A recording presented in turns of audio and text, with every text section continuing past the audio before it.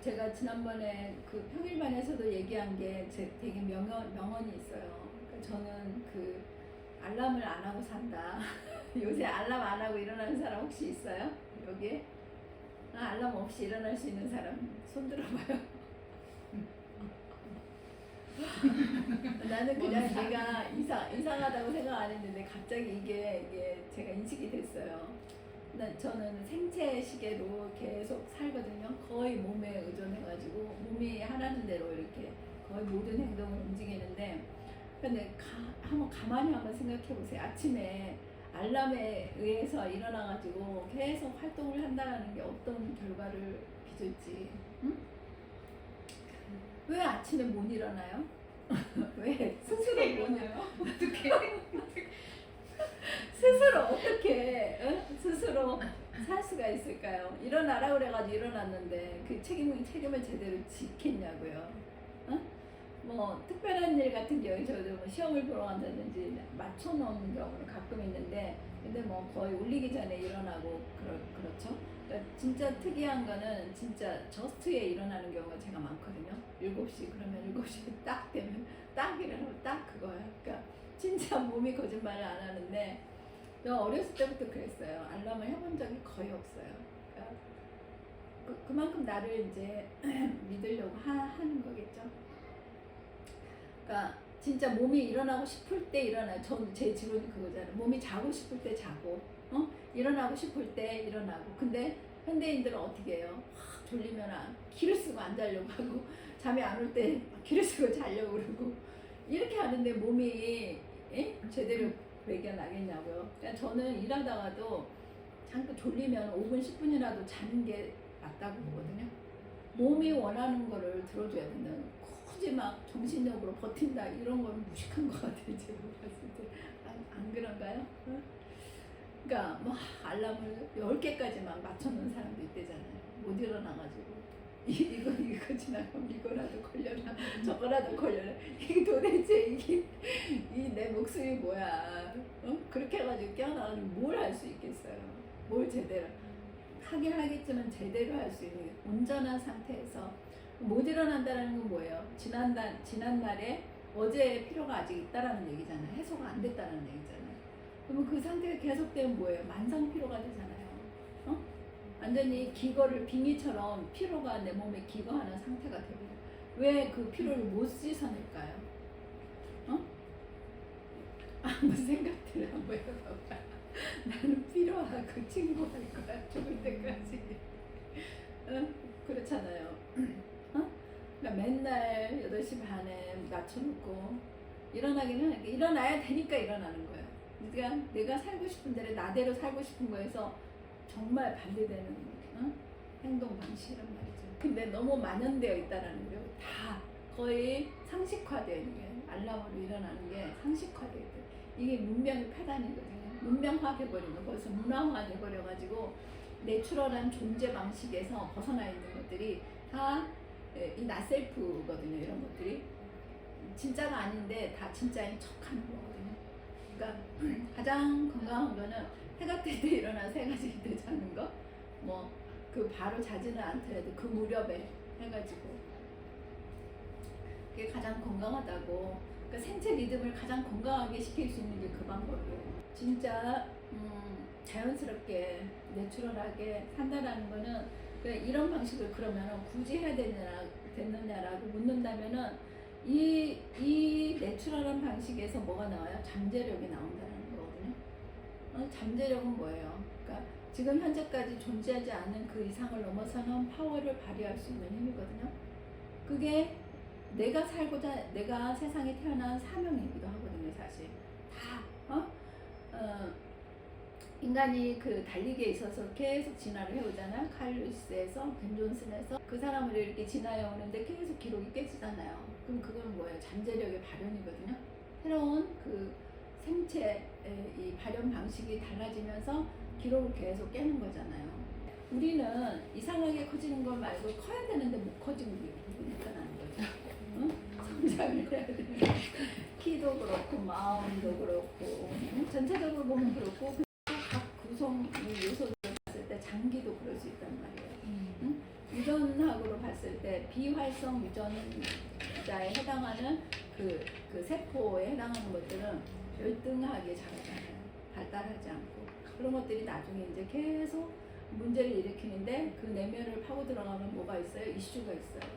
미해결 과제, 불연속된 정보 체계가 있다는 얘기죠. 그런 것들을 들어 올려가지고 우리가 깨워서 활성화 시켰을 때 훨씬 커질 수 있는 그 가능성을 우리가 가지게 되는 거죠. 오늘 어떤 분 세션을 하는데 이제 그 인식이 들은 거예요. 그러니까 신라시대 500년대에 의식들이 살아나가지고 제가 이제 세션을 하다 보면은 현생에서 병으로 드러나는 것들이 있거든요. 예를 들어서 이제 그 아버님이 전립선 이제 안 좋다고 이렇게 판명이 나가지고 전립선은 이제 그 라우르가 자폐증하고 같이 이 망해가면서 변동장이 심해지면서 드러나는 성기능 장애 이렇게 보거든요. 그러니까 불임하고도 연결이 되어 있어요. 불임, 전립선암 이런 것들이 성적 그 회로가 많이 이렇게 망가지는 시스템을 얘기를 하면서 이제 전립선을 얘기를 했었는데 그런 사람이 우연하게 2명이 겹친 거예요. 세션을 하다 보니까는. 근데 보니까는 그 신라시대 500년대 지금은 집안이 달라요. 집안이 다른데 그때 형제였던 거예요. 그러니까 근데 이게 진짜 제가 막 이렇게 이상하게 얘기하는 것처럼 들릴 수도 있는데 이런 일들이 진짜 많이 일어나거든요. 그러니까 근데 그게 너무 리얼하게 일어나요. 오늘 어제 있었던 일처럼 그게 너무 희한하게 그런 일들이 발생이 되면서 주변에서 그렇게 그 무렵에 그런 일들이 일어나게 되어 있어요. 그래서 미국에 있던 사람이 수술을 하러 여기 오고 그러니까 다 연결이 되어 있어서 세션하면서 그 얘기했거든요. 무의식은 과거가 없다. 무의식 그 자체가 현재의 가정 중인데 우리가 그걸 인식을 못하고 있을 뿐이거든요. 무의식을 잠재워 놓고 근데 무의식은 항상 드러나고 싶어 하거든요. 그래서 계속 문을 두들기는데 우리는 보이는 거에만 혈안이 돼가지고 급급해가지고 살다 보니까는 계속 넘어지는 거, 걸려 넘어지는 거거든요. 근데 무의식을 보라는 게 내면을 성찰하는 게 그 무의식을 보라는 게 결국에는 무의식에 답이 있다라는 얘기거든요. 우리는 육안으로만 보려고 하는 게 그게 안 들어지잖아요. 그러니까 눈을 감아야 무의식은 보이게 돼 있어요. 눈을 감을 때 멈춰야 보이는 것들이 있다고 하는 게 그 뉘앙스거든요. 눈을 감아야만이 제3의 눈으로 이 무의식의 형태가 드러나요. 무의식은 어떻게 드러나요? 형상으로 드러나잖아요. 그러니까 꿈으로 드러나요. 제가 이제 세션을 할 때 바이어를 뽑아가지고 현재 상태의 에너지를 바이어를 뽑아서 현재 시츄에이션과 과거, 그러니까 전생의 시츄에이션 이 세 개를 이렇게 믹스업을 해가지고 제가 그 핵심 그 솔루션을 내놓잖아요. 그러니까 그게 홀로그램 방식이잖아요. 총천연색으로 해가지고 거기에서 공통적인 거를 뽑아내가지고 정확하게 그 이슈에 들이대는 거거든요. 그러면 이게 이제 풀어진단 말이에요. 그런 식으로 이게 왔다 갔다 하는 게 뭐 SF 영화에서 백투더 퓨처, 뭐 백투더 어떻게 이런 것들이 다 그 시공간 초월해가지고 해결할 수 있는 여러 가지 일어날 수 있는 일이거든요. 근데 우리는 현재 시간대만 위시해가지고 이제 비즈니스가 이제 보통 가장 대표적인 케이스이기는 하죠. 우리가 그렇게 하기로 한 거예요. 그 학문도 사실 공리에 의해서 우리가 이런 거를 이렇게 하기로 하자. 그래서 우리는 주입식으로 그걸 공부했던 거거든요. 근데 그거 말고 내 자체적으로 내 몸에는 모든 정보가 다 들어있단 말이에요. 빅데이터가 그렇게 큰 아카식 레코드라는 게 되어 있단 말이에요. 이거를 인식할 수 있으면은 사실 다 되는 건데 뭐 그거를 또 볼 수 있는 키네지올로지라는 것도 이제 드러나게 되었고 이게 방법이 있는데 그러면 이거를 하려면 어떻게 해야 되느냐? 밖을 보지 않고 어떻게 해? 안을 보라는 얘기나 내면을 보라는 얘기거든요. 내면을 봤을 때 보이는 건데 안 보여요. 안 보여요. 봉사가 따로 없죠. 봉사가 따로 없죠. 네. 밖을 못 보면은 장애인으로 취급을 받지만 내면을 못 보면은 뭐 그렇게까지는 하지 않으니까 개인적인 일로 치부해 버리는데, 그런데 앞으로는 이제 개인화의 시대가 되면서 이 개인적으로 못 보는 것들이 문제가 돼서 생존에 이제 걸림돌이 된다라는 얘기거든요. 그 내면을 볼 수 있도록 체계화 시켜놓은 게 이 휴먼 디자인 시스템이에요. 근데 있는데 다들 안 보죠. 밖에 뭐 없나. 밖에서 보면서 해결할 수 있는 방법을 없으니까 맨날 밖에 쳐다봐요. 근데 나는 혼자 돌아다니면서 계속 답을 구해내잖아요. 혼자 있으면서, 혼자 다니면서, 혼자 밤에 있으면서 계속 새로운 것들이 돌고 그건 뭐냐면 내 내면에 있는 것들이 다 드러나거든요. 계속 돌면서 드러나고 이렇고, 그러면서 정보가 계속 교체되면서 깊이 들어가고, 지금까지 살아왔던 방식과 지금 혁명이 필요성이 190, 80, 70, 60, 에너지적으로는 150%예요. 매니지적으로는 이제 쓸모 있는 것들이 거의 없어요. 그러니까 과거 뭐 이런 거 생각할 필요도 없이 필요 없으니까 버려져야 되는데, 그렇지 못하고 물리적 차원에서도 10, 20, 30, 40, 50, 60, 70%가 갈아치워져야 되거든요. 그러니까 지금 내가 접하고 있는 것들의 이 70%는 다 갈아엎어져야 된다라는 얘기예요. 개인마다 상황이 다르니까 다를 수는 있어요. 지금 얼마를 내려놔야 되냐면, 필요 없는 그 정보와 환경과 그 속에 있냐면은 10, 20, 30, 40, 50%. 10, 20, 30, 40, 50, 60, 70. 얼마나 바뀌어야 되는지 알겠죠? 그래야 현재 호흡을 하면서, 현재 일을 하면서, 현재 필요한 일. 이런 걸 한다라는 건 뭐냐면은 내 몸이 또 그렇게 따라가야 돼요. 그러면 그만큼 건강해진다는 거예요. 그러니까 현재 의식에 내 몸이 숨을 쉴 수 있어야 되거든요. 근데 계속 옛날만 막 뒤적거리고 있단 말이죠. 그러면은 퍼포먼스가 안 나죠. 근데 이게 생각보다 저도 버려야 되는 게 1, 2, 3, 4, 5, 6, 7%는 되거든요. 내려놔야 될 거죠. 저한테도 이제 그런 것들이 돌고 있는 거죠. 저한테도 터부시 되는 것들이 있는데, 얼마나 될 것 같으세요? 70%. 그러니까 한다고 하는데, 그러니까 우리가 그리고 또 교육이라고 받은 거를 내려놓기가 쉽지가 않아요.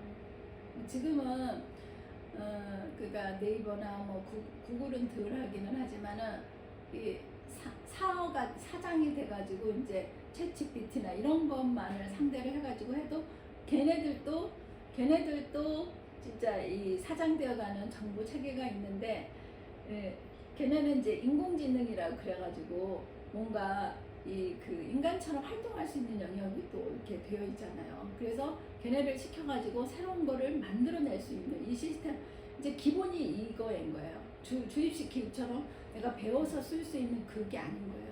이런 거는 기본적으로 이제 다 되어 있고, 이런 것들을 어떻게 활용해서 또 융합의 효과를 내느냐 하는 게 앞으로 생존 문제하고 결부되어 있는데, 그 옛날에 했던 거를 또 하고 할 필요가 사실 없거든요. 그러니까 얼마나 저항이 심하겠어요. 한 번도 그러니까 본 적이 없는 거를 하는데, 그래서 이제 또라이 채널이 4323이잖아요. 그러니까 또라이 채널이 한 번도 본 적이 없는, 쟤는 맨날 저런 거만 해. 제가 친구들한테 보여준 모습이 그거거든요. 너 또 새로운 얘기 하려고, 또 이상한 얘기 하려고 또 그러지. 근데 이게 인디비주얼들의 과업이에요. 해야 되는 일이거든요. 그러니까 인디비주얼 성향이 강하신 분들은, 근데 이렇게 해야 삶의 만족도가 높아진다는 거거든요. 천재들이 이제 이런 거에 특화된 사람들이 천재들이에요. 새로운 거를 허용하게. 천재성이 요새는 신생 영혼들은요 190으로 태어나거든요. 그러니까 100까지는 그냥 기존에 있던 것들을 터득하는 능력이에요. 근데 110이 늘어가면서는 새로운 거를 만들어낼 수 있는 그 힘이 돌게 되어 있어요. 이미 있는 것들을 넘어서는 그 힘을 탑재하고 출생부터 태어났다는 얘기거든요. 근데 신생 영혼들이 지금 그러니까 천재성이 190으로 거의 평균으로 태어나고 150, 60, 70, 180으로 태어나거든요. 근데 지금 발현도는 10, 20, 30, 40, 50밖에 안 돼요. 이건 뭐예요? 목격다라는 얘기거든요. 그러니까 기존의 것들을 따라가기에 급급해야 한다는 얘기예요. 그러면 100 이상 되는 사람이 거의 없거든요. 근데 일론 머스크나 이렇게 영향력 있는 사람들은 180으로 태어나서 지금 190, 80으로 살고 있어요. 항상 새로운 거에 도전하고 새로운 장을 만들어 가잖아요. 근데 이게 내추럴한 존재의 모습이거든요. 여기 신생영혼이 두 분 계시잖아요. 천재성이 190, 80. 180인데 지금은 190, 80, 70, 60, 50, 40, 30, 20, 110으로 올라오셨어요. 처음에 여기 오셨을 때 10, 20, 30이었단 말이에요. 엄청나게 지금 급성장 중에 계시죠. 새로운 의료 현장을 계속 만들어 가실 거라고. 현장뿐만 아니라 선생님의 진료 방식 뭐 이런 것들이 새로운 것들이 계속 보여지기 시작할 거예요. 100이 넘어서면서부터는 처음 거라는 거는 진짜 생각지도 못했던 그 방식으로 하거든요. 그러니까 뭐 많이 다른 거예요. 저는. 그러니까 앉아있는 태도도 다르다고 애들이 막 그래. 같이 다 이렇게 뭐 이렇게 쉐어하는 이 목걸이만 해도 내가 드는 것 자체가 다르다고 이렇게 얘기를 하는 거예요. 이게 뭐냐면은 이게 세포가 물론 제가 운동도 많이 하고 그래서 그러니까 하여튼 그게 느껴지나 봐요. 그러니까 사실 이런 거는 이렇게 살 수 있으면 내가 가장 좋은 거죠. 본인이 가장 좋은 거죠. 누구한테 보여주기 위해서 하는 거든. 그 이길래 선생님 남한테 보여주기 위해서 절대로 그런 거 아니거든요. 그냥 자체로 그냥 사시는 거거든요. 근데 그게 있는 그대로 현현이 되는 모습인데, 그러니까 옛날에는 우리가 보여주기 위해서 많이 살았잖아요.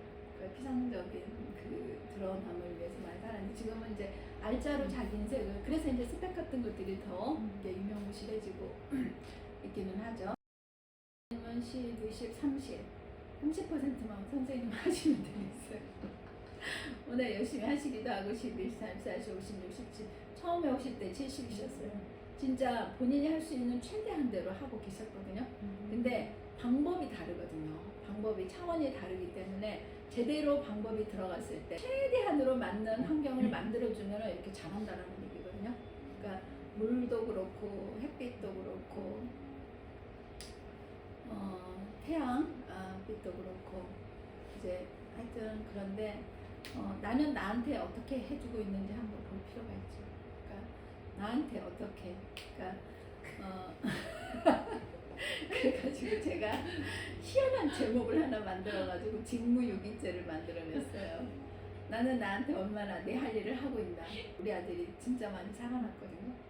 그러니까 직무유기죄로 보자면은 얘가 90이었어요. 그때 집에서 아버지하고 이게 그러니까 겉으로는 친한 척하죠. 근데 이 무의식이 맞아 떨어지지가 않아요. 그래서 계속 힘든 거예요. 그 상태에 있는데 지금은 반대가 됐어요.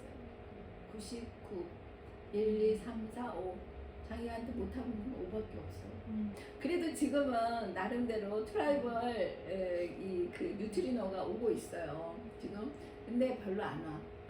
5, 1, 2, 3, 4, 5, 6, 7, 8, 9, 10밖에 안 오거든요. 옛날에는 거의 10, 20, 30, 40, 50 이상 왔죠. 그러니까는 뭉치면 살고 헤어지면 죽고 뭐 이런 말들이 있어요. 지금은 뭉치면 죽어요.